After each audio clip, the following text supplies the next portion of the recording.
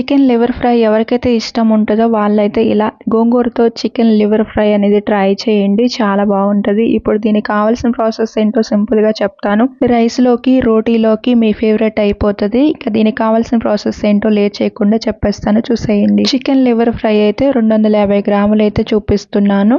అల్లం వెల్లుల్లి paste 1 spoon, ధనియాలు, ఆవాలు, జీలకర్ర ఇది మిక్సీ పట్టుకున్న పౌడర్ 1 స్పూను, చిటికెడ పసుపు, ఫుల్ టేబుల్ స్పూన్ అయితే కారం కూడా తీసుకోండి. కుకింగ్ ఆయిల్ కూడా 1 అర టీ స్పూన్ అయితే వేసుకొని బాగా కలిసేటట్టు దీన్ని మొత్తాన్ని కలుపుకోండి, ఆ ముక్కకు పట్టేటట్టు. ఇలా కలిపిన తర్వాత ఒక 30 నిమిషాలు అయితే ఇలానే ఉంచేసేయండి. ఒక ఉల్లిపాయ కూడా ఇలా ముక్కలుగా కట్ చేసుకొని, టమాటాలు కూడా ఒక 2 అయితే ఇలా ముక్కలుగా కట్ చేసి వేసుకోండి. ఇలా పేస్ట్ లాగా రెడీ అయ్యేటట్టు రెడీ చేసుకొని పక్కన పెట్టుకోండి. 3 స్పూన్లు అయితే ఆయిల్ అయితే తీసుకోండి, దీనికి కొంచెం ఎక్కువగానే పడుతుంది. జీలకర్ర 1 అర టీ స్పూన్ తీసుకున్న తర్వాత ఇప్పుడు కరివేపాకు కూడా ఒక 2 రెబ్బలు అయితే వేసుకోండి. జీలకర్ర కరివేపాకు కొంచెం వేగిన తర్వాత ఇప్పుడు ఈ పేస్ట్ దీంట్లో వేసేసుకోండి, టమాటాది. ఇలా ఒక్కసారి కలిపేసుకున్న తర్వాత 2 నిమిషాలు ఉడికిన తర్వాత ఇప్పుడు దీంట్లోకి అల్లం వెల్లుల్లి పేస్ట్ ఇంకొక అర టీ స్పూన్ అయితే వేసేసుకోండి.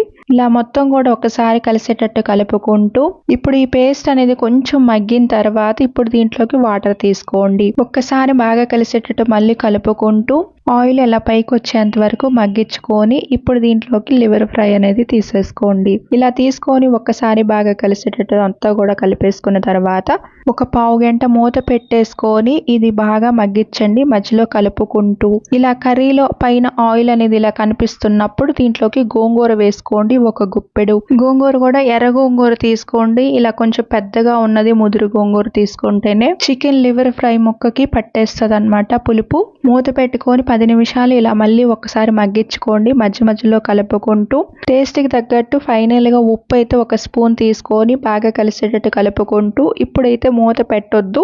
ఈ గ్రేవీ అంతా కూడా ఆ ముక్కకు పట్టేసి దగ్గరికి ఫ్రై అయ్యేంత వరకు ఫ్రై చేసుకోండి.